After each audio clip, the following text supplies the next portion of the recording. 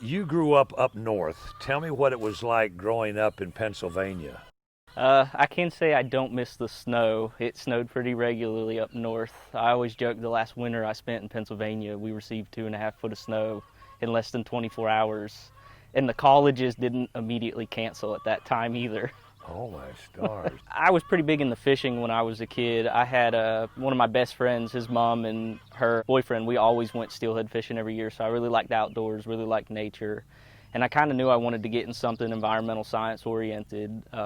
And West Virginia University down in Morgantown, West Virginia had a good wildlife and fisheries program that's the only thing I applied for. I knew that's where I wanted to go and that's what I wanted to do. And you obviously got in. Yes, sir. What was that experience like, leaving a small town and going down there to the big town? Yes, sir. It was big change, Yeah.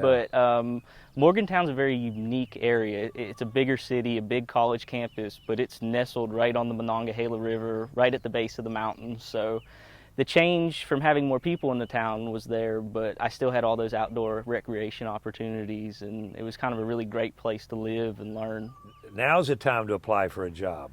Well, so I didn't really have an idea what I wanted to do. My research focused on stormwater runoff and how it affected some of the cold water fisheries up there. So I kind of had a little bit of knowledge on stormwater, but nothing like I learned when I started here. But my wife actually is the one that moved us down here. She found a job teaching at Southside in Greenville. So we made the jump, and I just worked some landscaping jobs until I found this one. So when you moved down from Pennsylvania, you moved to Greenville. Yes, sir.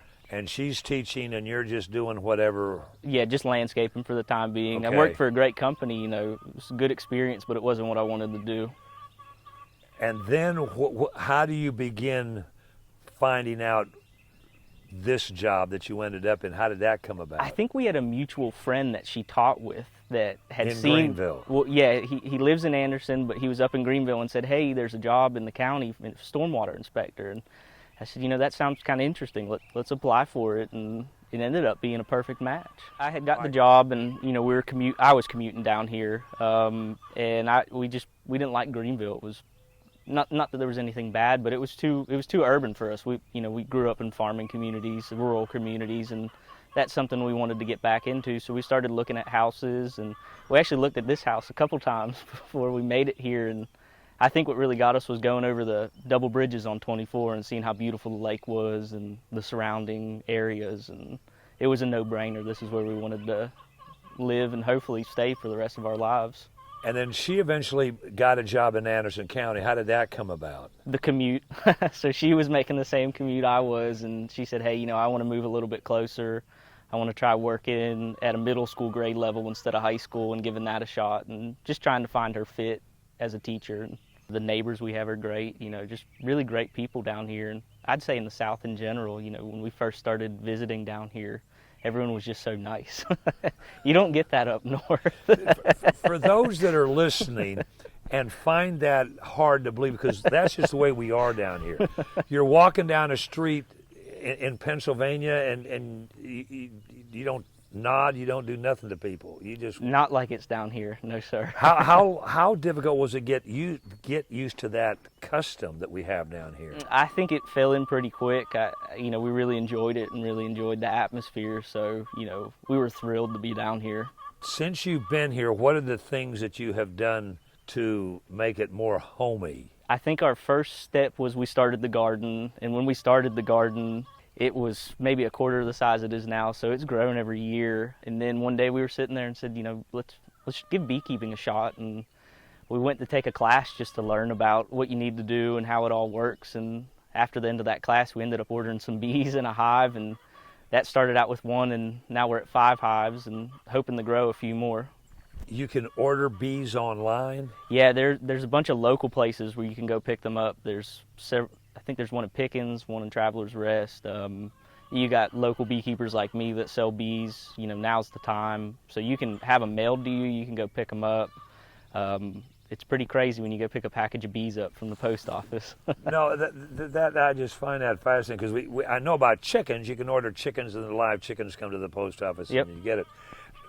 After that class that you both took and you decided let's try it, Do you know what bees to go after? Do you end up with a favorite bee? Is there a breed of bees? There are a couple different species of the honeybees. We settled on the Italian honeybees. They were readily available at the time, and we've kind of just stuck with that.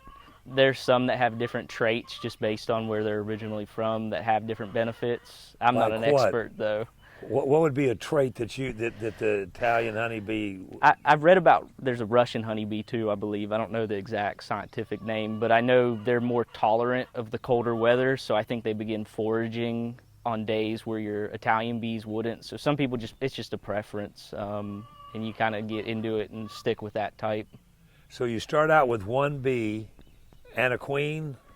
How does that work? So you can buy a package of bees, which is just a loose box of bees and a queen in a cage, and you put them in your hive, and hopefully they build out comb and the queen starts laying and everything works out. You went with something called a nuke. So the queen's on frames already. She's already laying. They've already got some honey and pollen. It's a little bit of a safer bet because you know the queen's already good and healthy, and you have a little bit better success rate. And basically you're just moving her to a new location. Correct. Yeah, we went and picked it up. We literally had a box of bees in the trunk of our car driving.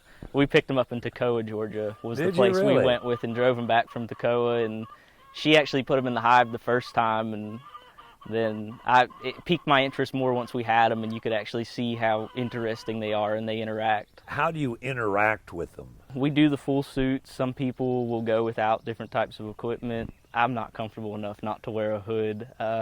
They're pretty calm, though. You know, it's rare you get stung more than a couple times. But every time you deal with them, you know you're going to get stung at least once?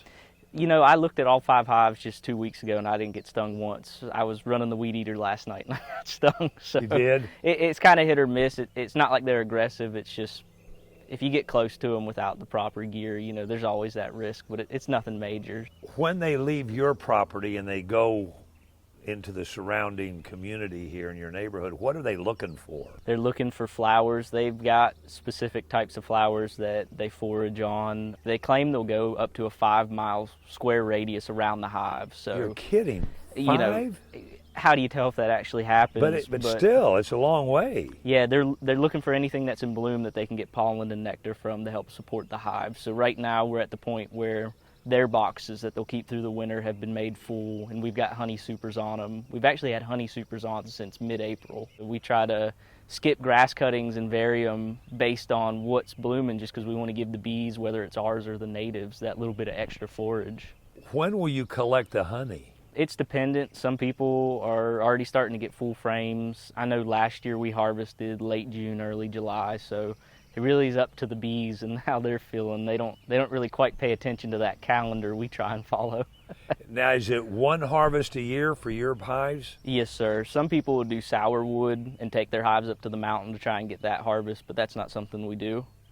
But your bees are here all year long, right here at your house? Yes, sir. And then what happens to the honey that you harvest? We have an extractor, so we'll extract it and bottle it, and we typically sell it. We've got the honey license exemption, so we can legally sell up to, I think it's 450 gallons of honey a year from our home. Was the first generation leaving, and you would go out in the yard and find them in the trees? Yeah, you can. I don't know if you can see behind us, there's a couple of the fruit trees and that big oak tree. Yeah. They kind of pick the same spot every time, so we kind of know exactly where they're going to go when they swarm, and it's really cool. You can tell when they're doing it. The sound of the hive changes. They all come out and start spinning around and go into that point that they're going to swarm to and take the queen with them. So there's some kind of meeting going on in that hive. Somebody's called the meeting. Yeah, someone's decided that they're doing really well, and it's time to try and make another hive and expand. We see it advertised local honey. Is that better than honey that's not grown locally? From what I understand, people with seasonal allergies like to use local honey because it's got the pollen and nectar from the stuff that they're allergic to, and some people claim that local honey helps with their seasonal allergies by getting pretty much introduced to what's there while they're eating it year-round.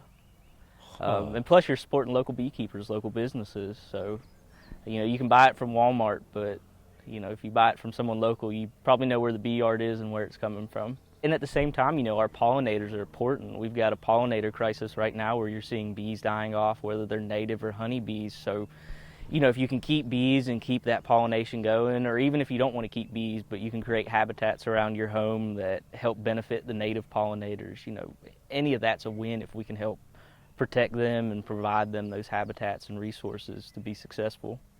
The other thing that you did in your little backyard farm here, you decided you were going to produce your own chickens. Tell me the discussion that you and your wife had to go into the chicken business. She said, I'm going to get some eggs and I'm going to hatch them with my students. And, you know, I didn't think much of it. I was like, that's going to be really cool. Those kids are going to get to see, you know, start to finish how a chicken is raised and hatched. And when they hatched, you know, I got to thinking, I said, where are those chickens going?